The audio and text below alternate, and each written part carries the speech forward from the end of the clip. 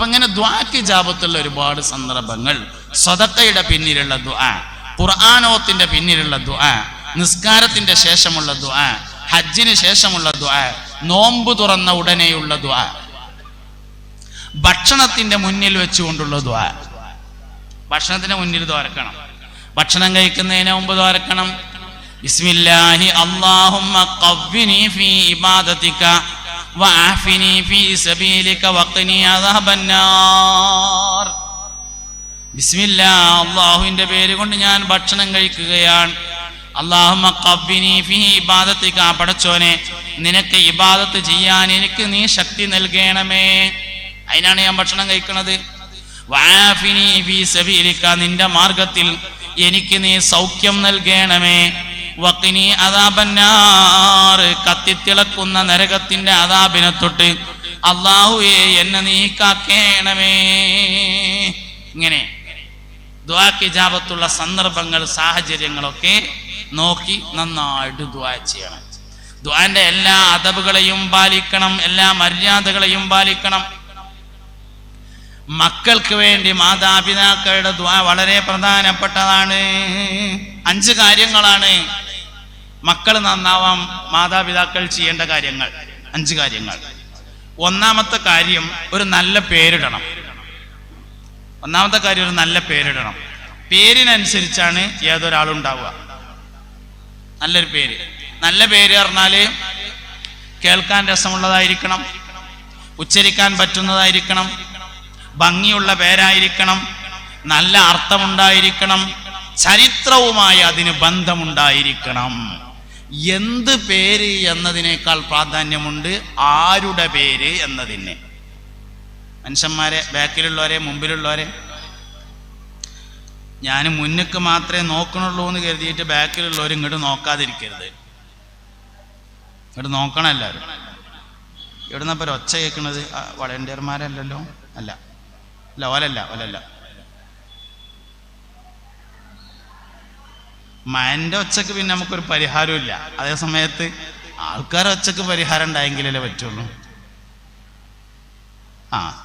ശരിയായിട്ടുണ്ട്. ഒരു യാനബി എല്ലാവരും ചൊല്ലി. യാനബി സലാം അലൈക്കും,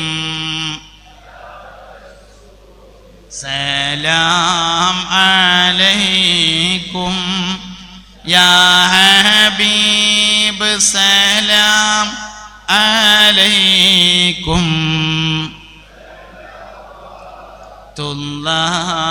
അലൈക്കും. ഒരു വരിയല്ലേ?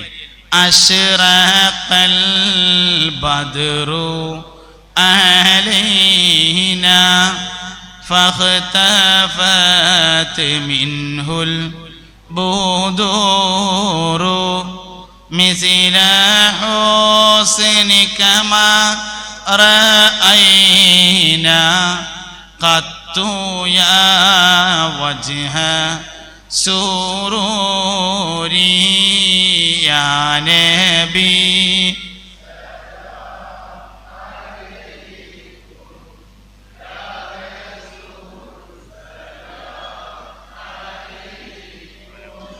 يا حبيب سلام عليكم صلوات الله عليكم. നോക്കിയെല്ലാരും മുഅ്മിനീങ്ങളെ, 5 കാര്യങ്ങളാണ് മക്കൾ നന്നാവാൻ ചെയ്യേണ്ടത്. അതിലൊന്നിപ്പോൾ ഞാൻ പറഞ്ഞിട്ടുണ്ട്, മാതാപിതാക്കൾ മക്കൾക്ക് വേണ്ടി മനസ്സറിഞ്ഞു തുറക്കണം. പക്ഷെ അത് 5-മത്തേതാണ്. 4 അതിൻ്റെ മുന്നുണ്ട്. ഒന്നാമത്തേത് ഒരു നല്ല പേരിടണം എന്നതാണ്. ഏത് മനുഷ്യനും അവൻ്റെ പേരിനനുസരിച്ചാണ് ഉണ്ടാവുക. ഒരാളോട് എൻ്റെ പേരെന്താന്ന് ചോദിച്ചാൽ മനസ്സിലാവും ബാക്കി എന്തൊക്കെയാണ്. ഏത് മനുഷ്യനും. ഇത് ഞാൻ വെറുതെ പറയല്ല കേട്ടോ.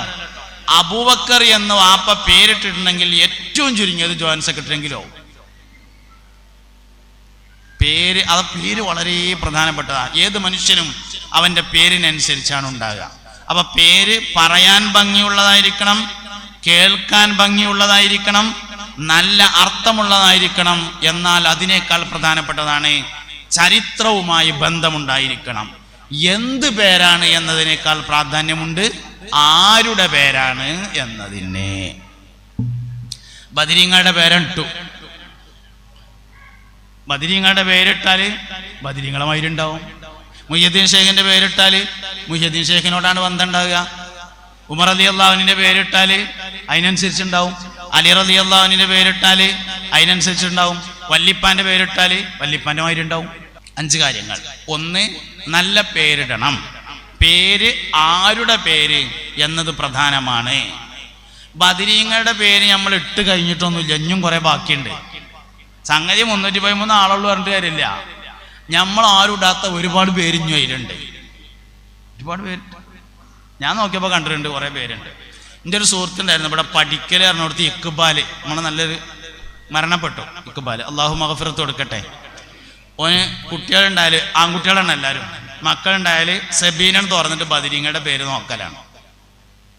ഒരു കുട്ടിയുടെ പേര് മിഖ്ദാദാണ്, ഒരു കുട്ടിയുടെ പേര് കൈസാണ്. അങ്ങനെ സബീന നോക്കിയിട്ട് ബദരീങ്ങളുടെ പേരിൽ നോക്കിയിട്ട് ഏറ്റവും ആകർഷണീയമായി തോന്നുന്ന ഒരു പേരിടും, ബദരീങ്ങളുടെ പേര്. ചരിത്രം വളരെ പ്രധാനമാണ്. ആരുടെ പേരാണ് എന്നുള്ളത് വളരെ പ്രധാനപ്പെട്ട ഒരു കാര്യം തന്നെയാണ്. അതാണ് 1ാമത്തെ കാര്യം. 2ാമത്തെ കാര്യം ദീനിയും ദുന്യവിയുമായ ഇൽമ് പഠിപ്പിക്കണം എന്നതാണ് 2ാമത്തെ കാര്യം. ദീനിയായ ഇൽമും പഠിപ്പിക്കണം, ജീവിക്കാൻ ആവശ്യമായ വിവരവും പഠിപ്പിക്കണം. ദീൻ പഠിപ്പിക്കണം, ലൗകികം ഭൗതികവും പഠിപ്പിക്കണം. അങ്ങനെ ദീനിയും ദുന്യവിയുമായ ഇൽമ് പഠിപ്പിക്കണം. ഭൗതികമായ വിജ്ഞാനം എത്രയുണ്ടോ അതിനനുസരിച്ച് ദീനും പഠിപ്പിക്കണം. അത് പഠിപ്പിച്ചുകൊണ്ടേ ഇരിക്കേണ്ടി വരും. എന്നാണോ ഭൗതിക പഠനം അവസാനിക്കുന്നത് അന്ന് മതപഠനവും അവസാനിപ്പിക്കാം. സൗകര്യങ്ങൾ ഉപയോഗപ്പെടുത്താം. പല സൗകര്യങ്ങളുണ്ട്. ഓൺലൈൻ സംവിധാനമുണ്ട്. സമസ്ത കേരള ഇസ്ലാം മത വിദ്യാഭ്യാസ ബോർഡ് പുതിയ ഓൺലൈൻ മദ്രസ സ്റ്റാർട്ട് ചെയ്തിട്ടുണ്ട്. സൗകര്യങ്ങളുണ്ട്. അവ സൗകര്യങ്ങൾ ഉപയോഗപ്പെടുത്തി മതപരവും ഭൗതികവുമായ വിജ്ഞാനം പഠിച്ചുകൊണ്ടേയിരിക്കണം. ചുരുങ്ങിയത് 21 വയസ്സ് വരേക്കെങ്കിലും മതപരവും ഭൗതികവുമായ വിജ്ഞാനം പഠിപ്പിച്ചുകൊണ്ടേയിരിക്കണം. 2ാമത്തെ കാര്യം. 3ാമത്തെ കാര്യം ഹലാലും ത്വയ്യിബുമായ ഭക്ഷണം മാത്രം കഴിക്കാൻ കൊടുക്കണം.